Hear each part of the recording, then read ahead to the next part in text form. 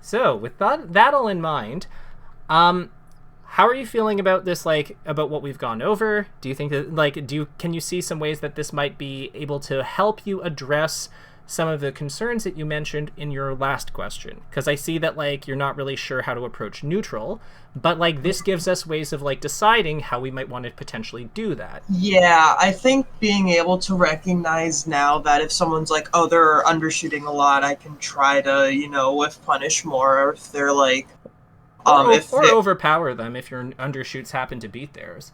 Yeah, well, yeah, I guess that just depends on the character, but, like, it's just to more, like, accurately put terms to the concepts in my head, and I think that'll be more valuable in, like, figuring out how neutral works in this game, because I do play a lot of, like, traditional fighting games, and I think I'm pretty good at neutral in those, but there was always something about Smash specifically that makes it a bit trickier. And like you said at the start, that this is, like, what makes Smash Bros. Smash Bros. To a degree, so.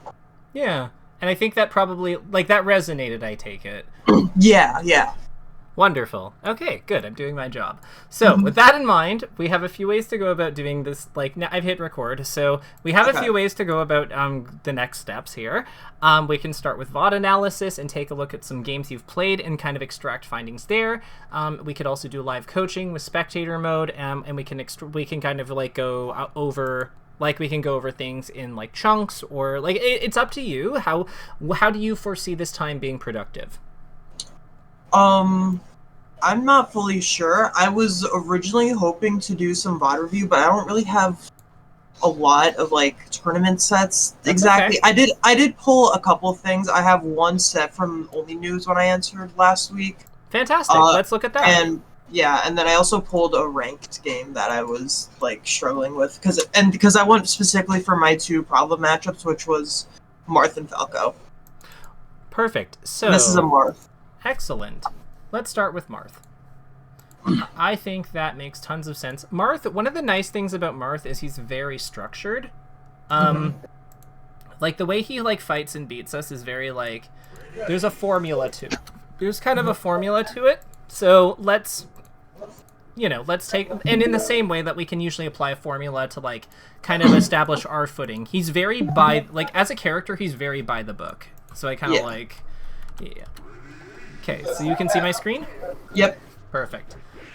All right, let's start from the beginning. So, talk to me about this opening. Like, you go in for, like, a shield grab immediately here. Yeah, I'll be honest, I'm not fully sure what I was thinking about with that lead. I know that I want to try to control center stage, but then I throw out one of my weakest options at controlling space. Yeah, and I feel like I'm also noticing there's not much ASDI down being represented. So, like, that could have been held down into a shield grab. This could have been, like, held down into maybe, like, a down tilt or jab retaliation. Like, this could have been prevented with holding down. Is holding down something that you find difficult to do? Or, like, is it something you've tried? Or, like, what is your understanding of ASDI down, really? I'll be honest, when people say ASDI down, I know the exact concept, but I'm not actually fully sure of the input, if it's just gray stick down or C stick down as well. Oh, okay. Do you want to go over that real quick? Yeah, real quick. Sure. So you're right. It can be either or. So let's just so there's two ways to do ASDI down. One of them is with the gray stick, like you said, and the other one is with the C stick. No, the other one is without. Okay. Actually, no, these should be the other way around. Yes, we want lighter here. Did I do that right? Okay, good enough. So, with the gray stick, here's ASDI down is achieved by basically holding down anywhere between these points. Okay. So it's like it's a range. Like, it's not just, like, straight down. You can do it between, like, a range if you want to, like, hold forward. It's basically the spot, like, you know where the control stick has its, like, notches on the diagonal gate? It's slightly inside of that. And if you use a fob, you can modify it. So, like, it's like very... I play on box, actually. Oh, box, you're good. Box, yeah, this'll work. Now, here's the thing that will, like, that might mess you up. There's also C-stick, this will produce ASDI down, too, but, like, what the difference here, and it's the same effect, like, it'll do the same thing either way. The only difference between the two of them is that If both of them are selected, yellow wins. Okay. So, like, if you're holding down on the C stick, for example, like holding down on a C stick input, and you're holding up on a control stick input, you will still ASDI down. However, if the opposite of true is true, and you're holding down on the control stick and up on the C stick, it will not work, because this is overriding this. Okay, that makes sense. Yeah. So it's like the backup insurance. Yeah, exactly. Okay. So, like, C stick always takes priority, but they both do the same thing. Yeah. Like, they both can produce the input. Interestingly, have you ever heard the term slide-off DI? I've heard it. I don't exactly know what it is, though. Yeah. When we get to a moment where it's relevant, I will walk you through how these two interact to produce slide-off DI, because that's a very useful defensive maneuver. Okay. Yeah, and I'm usually pretty good about, like, making use of crouch cancel, but, like, I don't use ASDI a lot, so I'm sure that'll be very helpful. Oh yeah, like, everything that this Marth has done to you, except for, like, this stuff here, because you're already at 100, like, you're already at 126. Yeah, I'm already off. Yeah. Like, all of this, like, even that side B, like, if you hold down on that, it does not allow, like, you are still able to, like, hold down and counter hit him. Okay. And I think that, like, the reason... So one of the things that's really... One of the big utilities of ASDI down in general is it allows you to do attacks and then hold defense against weak hits. So, like, you're able... Because you can ASDI down during your actual attacks, you can, like, input, like, a forward tilt and then hold down. And if you're hit by, like, a weak move like that Nair, then you can, like, option select, essentially, for, like, shield. If you get hit by Nair 1... Because you'll hit the ground, you'll go into shield, and then Nair 2 doesn't hit you, and you can potentially shield grab him for it. So it's a really, really vital defensive utility that I'm, like, the fact that you can't do it with Ganondorf, I can see how this matchup is hell, because it's just, your weight is one of your most useful things against him, and ASDI down is one of the ways you use that. Okay, yeah. Because I noticed that you're using, like, way more shielding for defense, but, like, a lot of these, not all of them, like that tipper you probably needed to block, but a lot of these can be addressed by just holding down and counterattacking. Like the smaller hits, yeah. Yeah. So with that in mind, like, yeah, like, the fact that you know to do that follow-up, like, is, like, a very encouraging sign for me. Mm-hmm. Because, like, yeah, like, a lot of Ganons don't, like, know that you can just, like, up smash him and delete him there. Yeah, I love my down throw up smash. I like that you're using up smash in general. I think it's one of his better moves. Yeah, no, it's really good. I was talking with Renth about how, it's, like, deceptively quick recover, so, like, if someone's trying to play cross stage, you can almost just, like, throw it out when they're starting to approach, and it's usually you can recover in time to, like, get a counter. Yeah, talk to me about what you go for here. Like, what do you like? I know that you go for, like, a gree grab here. Like, I think he's a little too high for it. What do you think we could have done here? Can I watch back the clip again real quick? Yeah, of course. Let me just get back to Slippy. So it happens right when on this recovery. So what do you think the plan is here?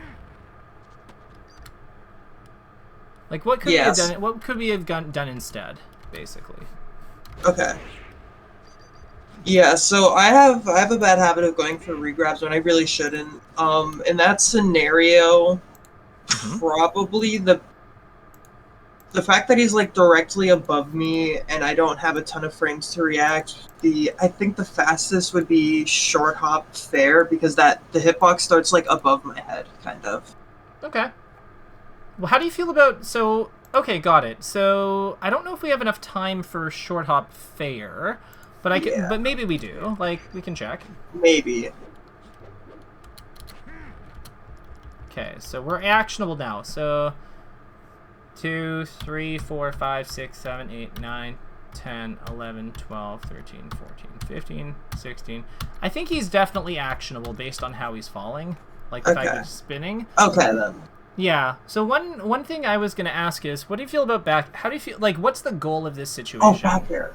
Like, back air can work, but Yeah. how does Ganondorf win this? Like, how does Ganondorf win here? Like, what is the ideal situation? Like, if we could just, like, have the perfect day in the world, how does that look in terms of killing Marth? Like, which way do we want to hit him? Here, here, here? Generally, I want to get him... I find getting him off stage, or at least just further from center stage than me, like...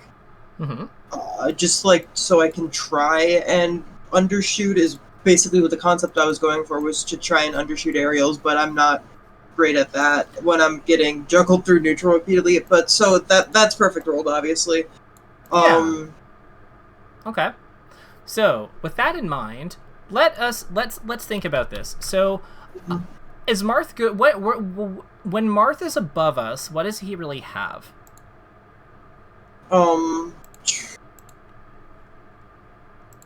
Dare's pretty slow, so... Okay. I agree.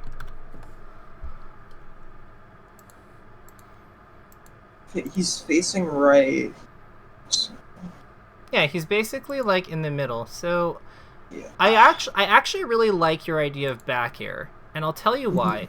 He's at lowish percent, so we're hitting him onto this platform, aren't we? Yeah, and then that's a tech follow-up. Yeah, so we're keeping him in knockdown. I love that. What do we so, like, let's map this out. So we back air him here. He lands here, and then what is he, like, we're probably actionable pretty quickly out of this, especially if it's auto-canceled back air. So what do we do with Marth here? Like, we know he can be here. We know that he can be, like, let's say he lands here. Okay. I think this is a pretty reasonable spot for him to land in, like, off of a back air at this percent. We know the platform goes from here to here. So yeah, he can roll this way, he can roll inward, or he can land in place. So how do we cover these in a way that makes sense?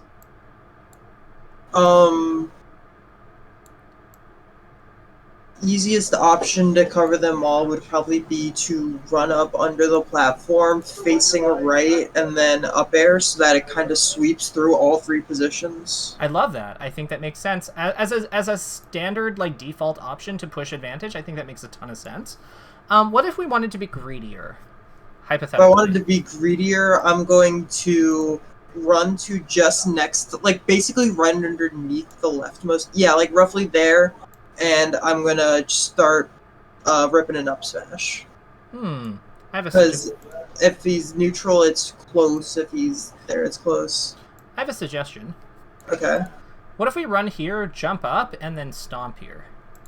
Oh, I see what you mean. Continue the combo even further upwards. Yeah, because he's going to be at, like, 50.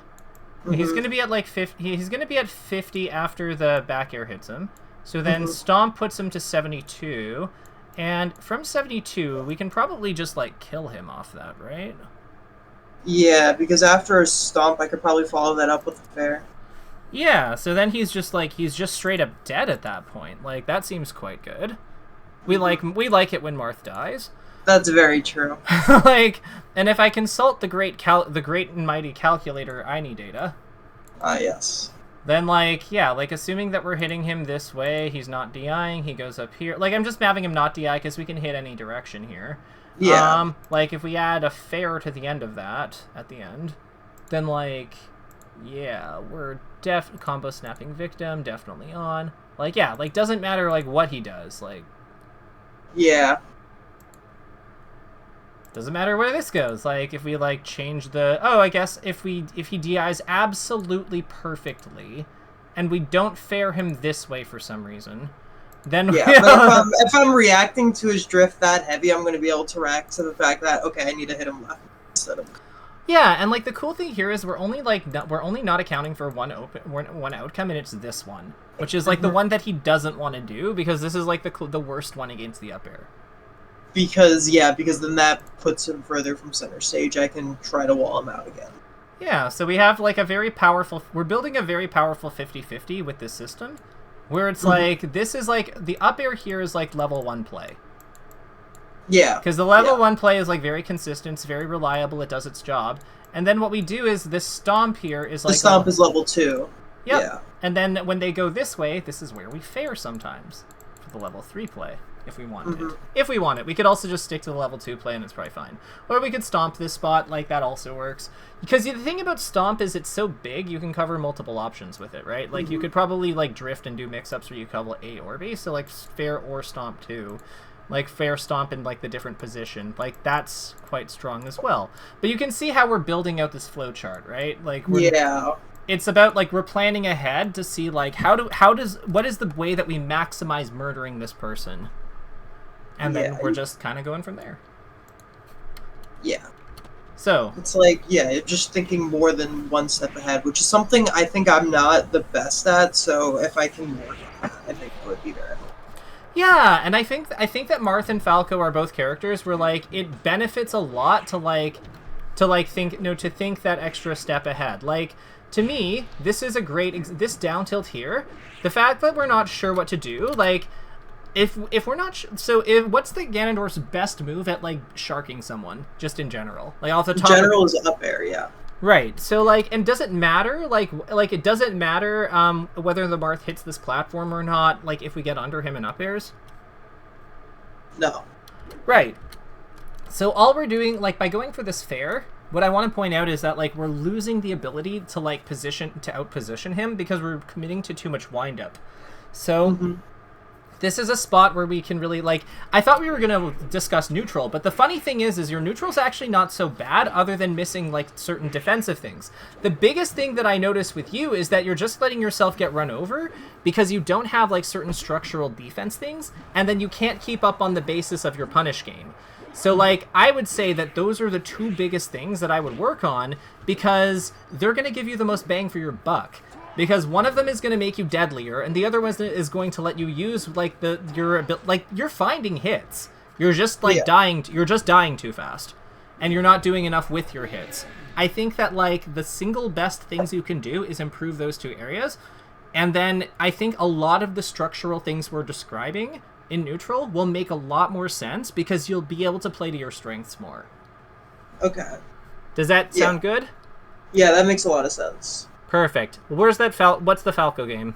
Where's the Falco game at? I can send you that. Perfect.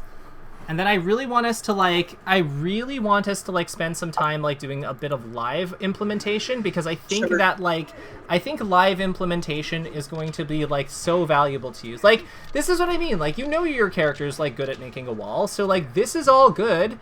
Probably needed to be more aware of like. We probably wanted to be more aware of the fact that it doesn't really make a ton of sense for him to like come in directly into your stomp. Like I would have done this aerial wall a little differently. I might have like turned around and back aired here and then had like more time to like stomp him afterwards. You know what I mean? Yeah. But like it's still like we're talking about the difference between stomp, back air, like stomp and like back air stomp. Like you're ultimately like these are still good decisions, but you can see what I mean about like how many like weak hits he's getting away with. Like this could have been a CCD tilt. This could like this okay, the up tilt is good by him. So like that's whatever. But yeah. So I think the up smash we also have a misunderstanding about like when we want to do it. So like at this percent, this is the type of percent where I'd shy away from it for a bit versus fast faller. What do you think? Because like even if we hit this, like we don't get anything off of it. It's slightly too high. You know what I mean? Okay, yeah, I see what you mean. Yeah, like if he was at 0 to 30, I think this is a great play. Because he's at 50, I'm not really a fan. I think if he was back at like 100, this is also a great play. What could we do instead of this up smash here that gives it like accomplishes our goals a little bit more? Because I think we want to like combo him right now or get him off stage, right? Yeah. So what could we do instead? In that scenario, trying to get him off stage, maybe cross up bear up air. Yeah, so like going over here and like back airing? Like going to the other side of him, back airing him to the right. Yeah, I love that. How do you feel about side B? Side B, I know it's a great tool when used properly. That actually probably would have been a really good time. That is. Yeah, because we just do it forward, right? Yeah, you just pop that forward. It pops him up into a launcher. I can start a combo off that. Yeah, you can like pop him up and then just back air. Mhm. Yeah, the other thing that, like, if you're late, the other thing you might be able to do that's, like, worth considering, and I know it's, like, really silly, but, like, what Falco in the universe, if they see that, if you don't have the time to get the back air, if a Falco here sees you jumping over this way, there's no universe where they don't shield, right? Yeah. So what if we command grab? Oh, yeah. Right? I always forget about using up B as a command grab outside of like recovery scenarios. Like I know theoretically it's like a great platform chase, but I never think of using it for whatever reason. I mean, it's a bit of a niche tool, so I totally get it.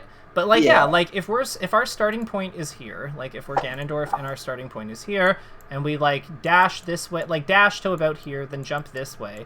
If we're late, we know that there's no universe where the Falco doesn't block like the giant scary back air that he thinks is coming, right?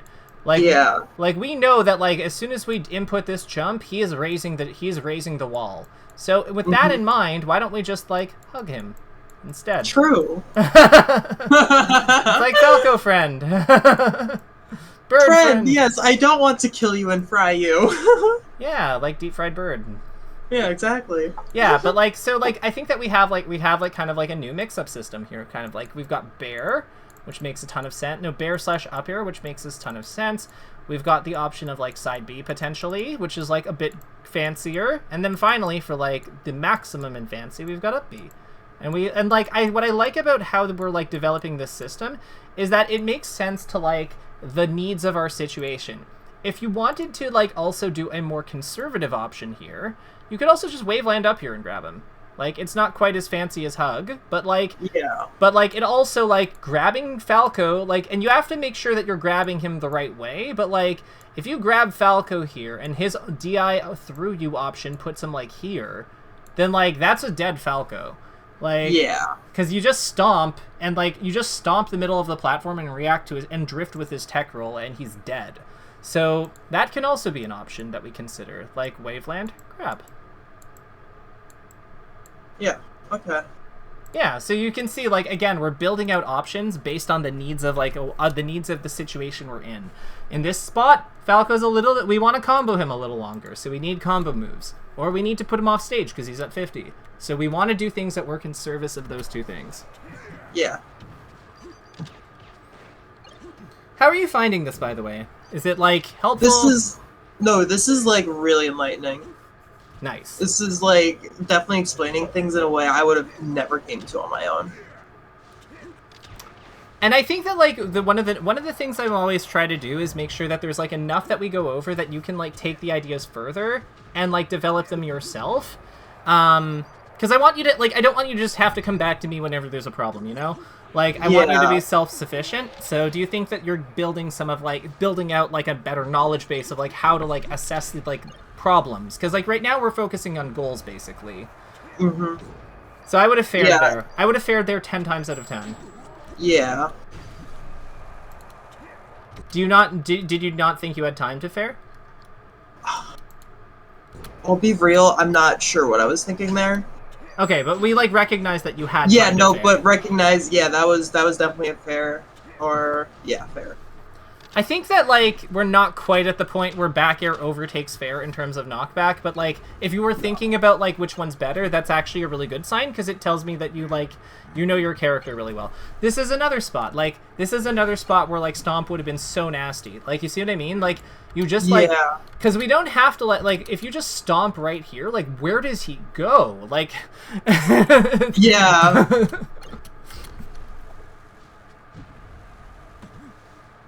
So again, like, I think a big concept with you, with, like, that's probably alien for, like, compared to other fighting games, is probably just the idea of letting them hit the floor. Mm-hmm. Because, like, in what other fighting game would you, like, would you see a situation... Oh, this is a bad screenshot. Let me get a better one. Like, in what other fighting game would you see a situation like this... Or, no, this one. Yeah, and think that, like... Yeah, I'm going to just let him land. Yeah, I think that is definitely a bit of FGC brain in the sense that, like, you want to keep people in the air to combo them. You don't really have like tech chase situations in other games like that. Yeah, but we can see here that like this is like the stomp of the century. Like this is like such a free kill if we like capitalize on this, because where does he land? If you had to draw where Falco lands, where does he go? Trajectory is probably around where my left foot is. Yeah, so he lands here? Yeah. Okay, cool. So where does our stomp hit again? Big rectangle. Yeah. Like everywhere? Yeah. So if we stomp in place, he just explodes, right? Like, we can agree on that?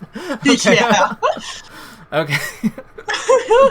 So like if I had to like formalize this into like next steps, it would be like let him land, let him tech, and then just stomp him, especially, and then the reason this works is because of the confined space. Yeah, the platforms specifically. Like, this would not work on FD or just the ground of any other stage. Correct, but because we have, like, this is one of Ganon's main win conditions. Like, once he gets somebody into this spot, like, there's no, like, Ganon, I think, has, like, two-ish, like, big, like, the ways that he, like, wins the game. This is one of them. The other one is just, like, sharking into, like, the edge guard transition.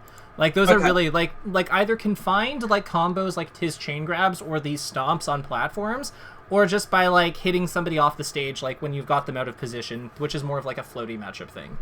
And you can see, like, how much this matters, like, how much this comes up, because that could have been another one.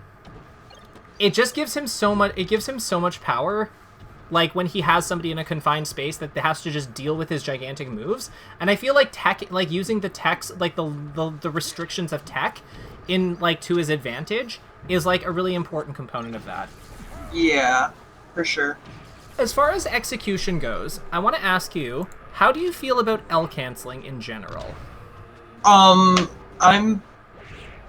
fairly inconsistent with it.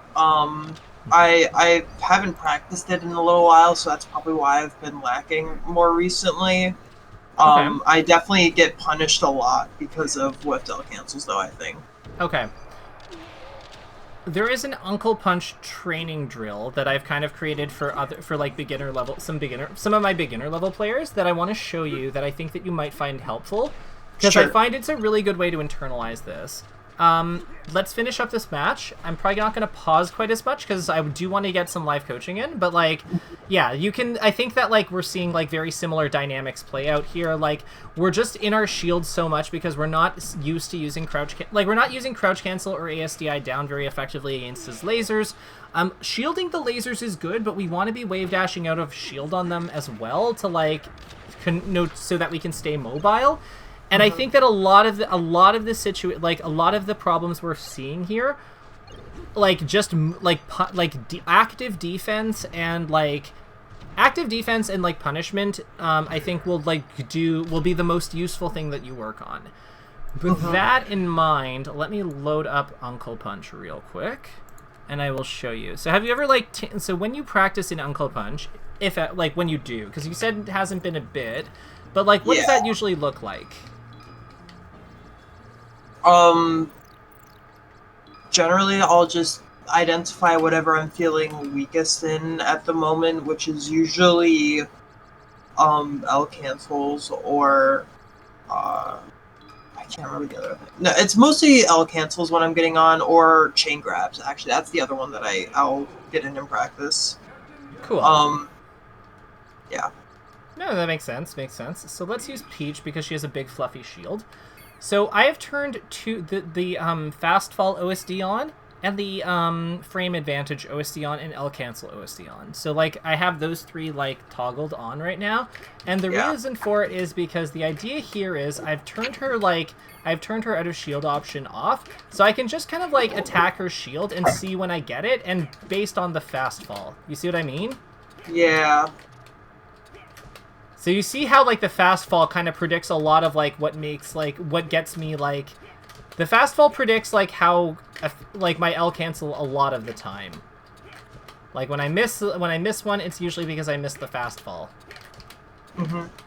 And I think that this is true for most people. So, I want to, like, using a fast fall to, like, set up your, like, aerial, I think is, like, a really good thing. Getting used to, like, when you can hold it, stuff like that. It really does make a difference, I think. Okay, yeah.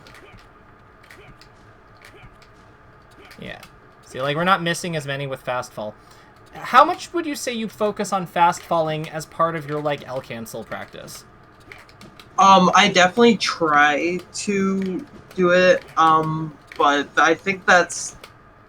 I don't know if that's the main issue with my L canceling, but I'm sure it's an issue, you know? Okay, well, another generally useful tip I can give you. Mm-hmm. L canceling on the, input the L cancel, when you're falling down with an aerial, input, like, from your short hop, input it on the, frame that you hit their shield. So, like, during hit lag. Okay. Do you want to try that? Yeah. Okay, cool. So I'm going to stop sharing. You're going to share your screen, and then I want to see, like, I want you to try that out, because I think that you're going to... I think you'll see a difference with that focus. Perfect. Excellent.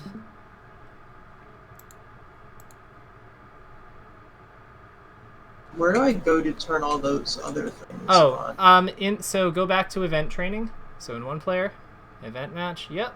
Yep. And then L. Oh, okay. And then which ones was it? Fast fall is the big one. Don't worry about, like, I think L cancel and fast fall are the only ones you need for this, because you're going to go into frame advantage, like attack on shield training, which has a frame advantage on by default. What over on the right? Where is it? On the right, down 2. There it is. Okay. Yep. So attack on shield. Yep. And then Ganon, and then set, like, whoever you want. Someone with a big shield. I like Peach. It's just a preference. And then pause. And then left on the D-pad to turn off. Okay. There you go.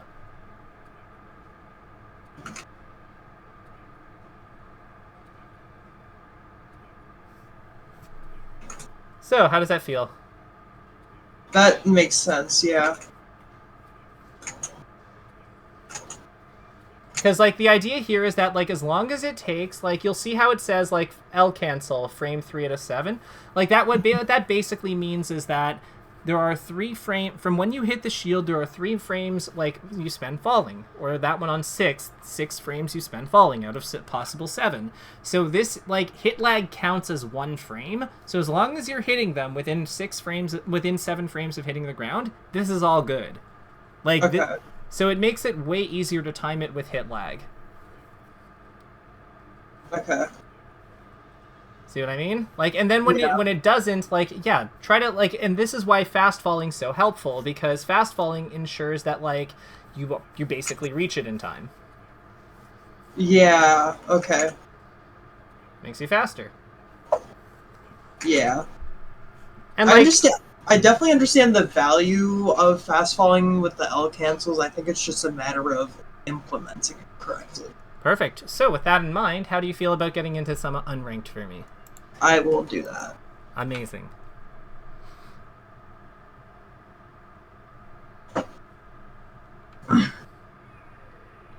So the focus is we're going to be, like, we're going to be ASDIing down more, and we're going to, like, and we're going to trust ourselves. We're not going to think too hard on this, because it's just holding down. It's just holding down on either stick. Mm-hmm.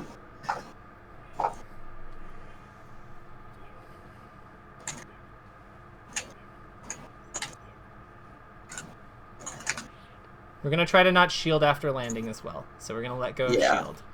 Try to do anything else. Try to, like, jab, try to, like, grab, try to dash, anything.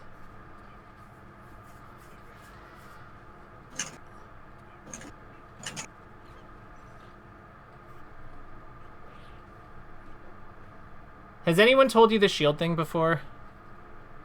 Not really. Okay. Because, like, it's coming up. Where do your hands rest when you're not, like, inputting the button? Do they go back onto, like, the shoulder trigger? I play on box. Oh, okay, gotcha. So yeah, we want to make sure that we get our fingers off of those and into, like, any other spot that isn't the shoulder, where the shoulder button, like that isn't like the R or L button. Yeah. Oh.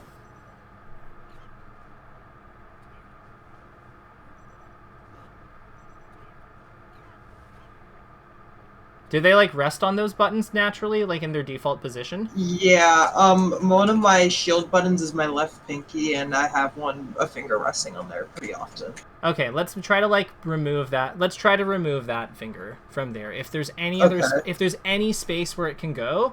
Like, yeah. Yeah, I've kind of just scrolled it over so the button isn't. Yeah, perfect. And this might feel weird, but like it definitely feels weird. But, like, I will say you are playing better. Because, like, you're not getting stuck in shield as much. You see what I mean? Yeah. And, like, that shield was good. Because, like, he was invincible. And you had to do something about him being invincible. So that makes sense. But, like... Oh, that was high percent.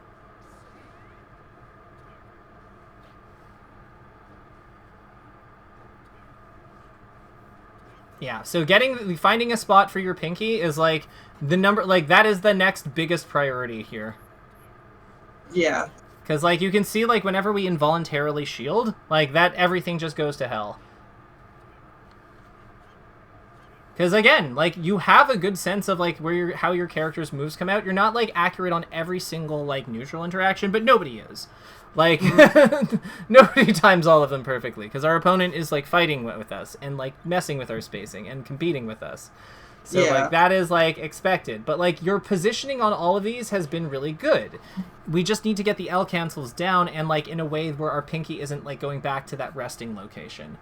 So it's just, I think that if we could, like, even have it, like, be at to the side of the pink, like, the side of the button, that could work maybe well, but, like, that is, like, the number one thing that I would say that, like, to address, because now I'm starting to see why this happens.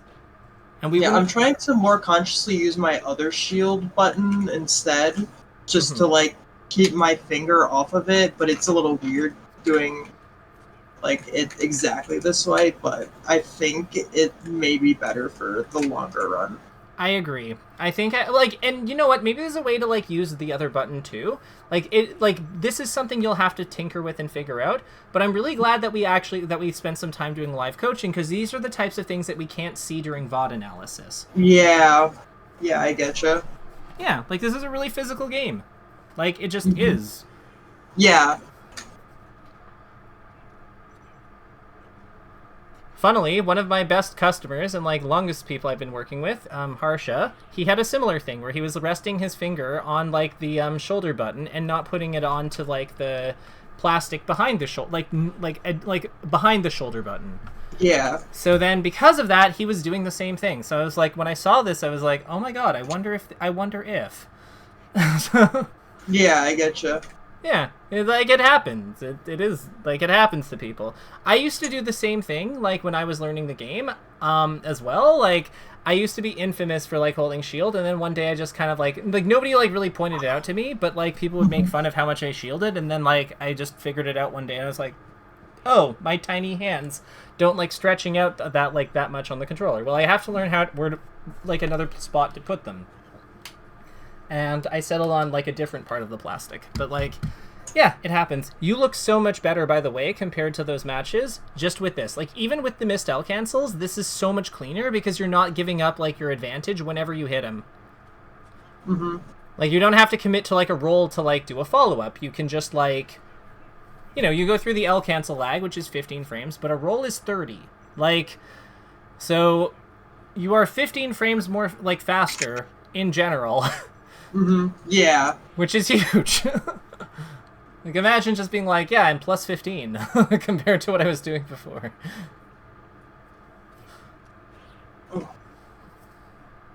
Oh, fuck. I thought I was gonna grab lunch. It's all good.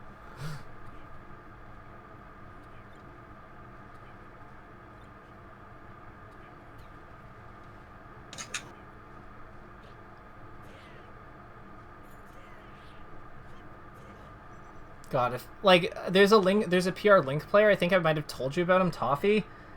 Like, sorry, not PR, but, like, he's gunning for it, and, like, I found out that the run he had where he beat like the honorable mention Marth and like the PR Marth, like it's actually better. It was almost even better than that. He almost beat like somebody who's going to be PR like in the new season. Because like Prince had, it was game 5 with like Prince, a Falco player, and it was just like everything was like he just needed to take one stock, and then he would have like beaten a guy who's going to be like probably like ninth when the next ranking comes out. Yeah.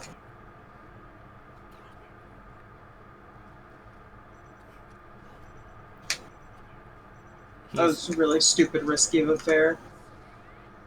Nah. You are controlling space.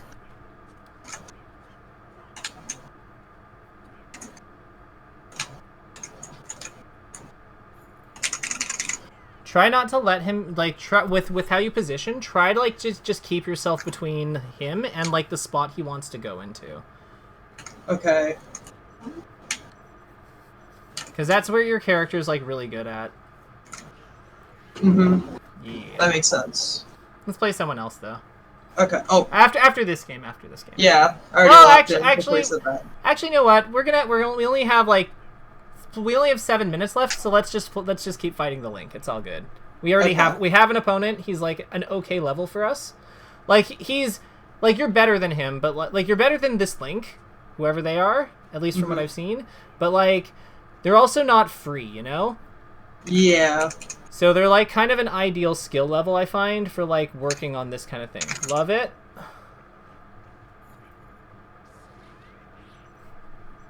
Out of curiosity, why Ganondorf? I enjoyed him a lot in HDR, and I went through a bit of a character crisis for a while. I've bounced between Peach and Sheik mostly, and then I decided to try Ganon because I really like him in HDR, even though I know he doesn't have like the resources like float and whatever. But he still just feels the most right to me. And in other fighting games, like I play Marissa in Street Fighter 6, you know, big beefy character who wants to beat you up. Yeah, heavies. Like yeah. Nothing wrong with heavies. I find that the Smash games, because of like how they're designed, like with like the stages that are so much bigger than the characters, like heavies are just always kind of underpowered in them. But like you know what? It's just if it's what you like, it's what you like. That's my exactly. Ganondorf is just the character I have the most fun playing as, so I'm like, well, I'm gonna keep playing him. Nice. Is that the lesbian flag, or like am I? Yes. Okay, that's sick. I was like, that is. I used to have the trans pride flag as my cape, and then the mod creator, who's actually one of my friends, made a fuller pack. Oh, that's sick. I might have to like. Where did you get it from? It's on SSBM Textures. If you just go into the Ganondorf category. That's sick. Okay, I think I might have to get some of these because that's so fire. It is really fire. I love that. I love the dash attack choice there to like pop him up and put him on the platform. I think that was really well done. And then like you got 2 hits off of it, so that was like very, very good. Sorry, it's just like I was like, oh, good play. Let's go.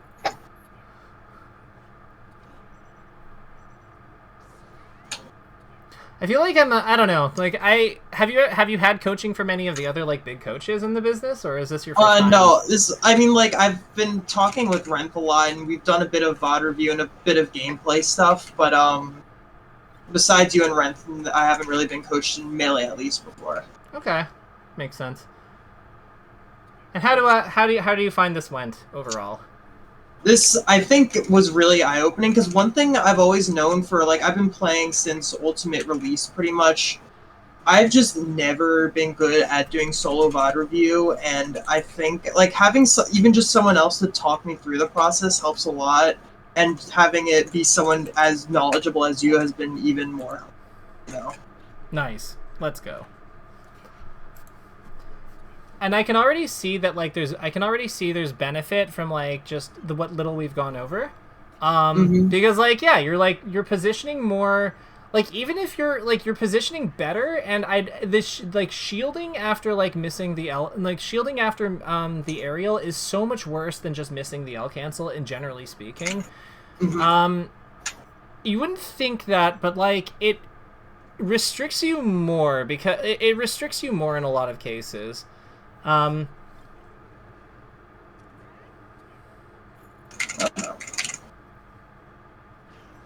Okay, there we go. All right, perfect. We'll do one more game with this guy if he'll do it, and then we'll do our takeaways. I'm gonna start writing those out though, probably. Sure.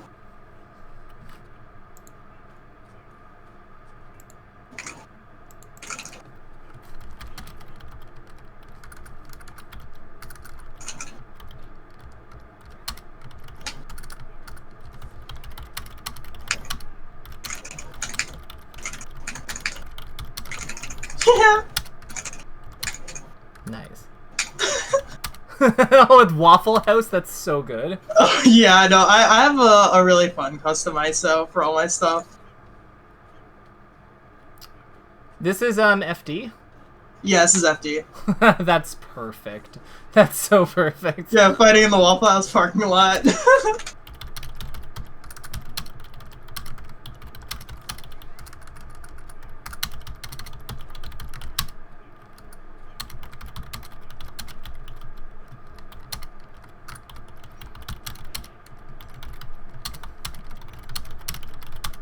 Ah.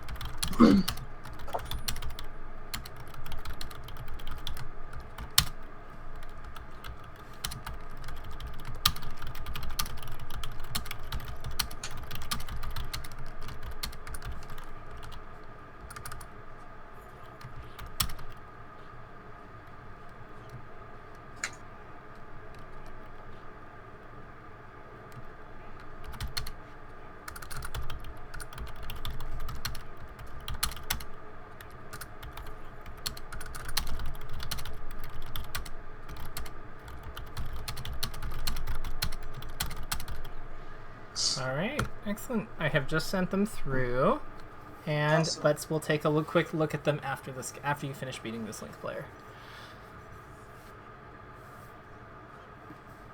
or however this match goes. He is pretty solid, and this is like one of his better stages. So Yeah, he was fucking me up in the second stock especially. yeah, but then I saw you put yourself between him and where he wanted to be, and then you just like kind of like bodied him. Like you killed him at like 70. Mm-hmm. Just get out of there. Yep.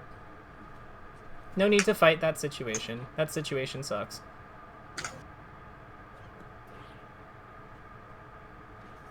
Nice. I like that you that's a little more dangerous than what I would have done. I would have just like my thinking there is just go over the up B. But like yeah, going like with his timing being off, like hugging him makes a lot of sense. When you get the L cancel down, that will not work anymore. So you have that to look forward to. Okay. Because a lot of why his stuff is like working and able to shield grab you is just missing L cancel. Yeah. Nice. Okay, I probably can't kill him here, but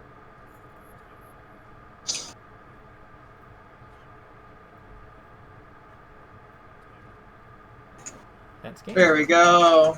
Easy clap. Okie dokie. So, with that in mind, the biggest things that I would say to work on is the L. I'm actually gonna reorder these a little bit. So I would say that the L cancel bit is like the L cancel bit and the removing your pinky are like the two biggest things that are like important here because they will deal with your character control and allow you to like do everything else more easily. I would also say implementation of the C-stick for like ASDI down also makes a ton of sense.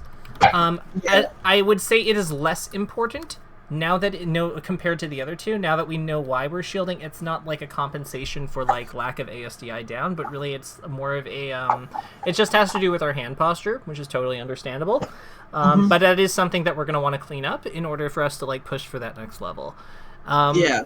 And then aside from that, everything else is just the strategy stuff. It deals with like how we like structure our combos and like where we're trying and how we like look to like follow up on them.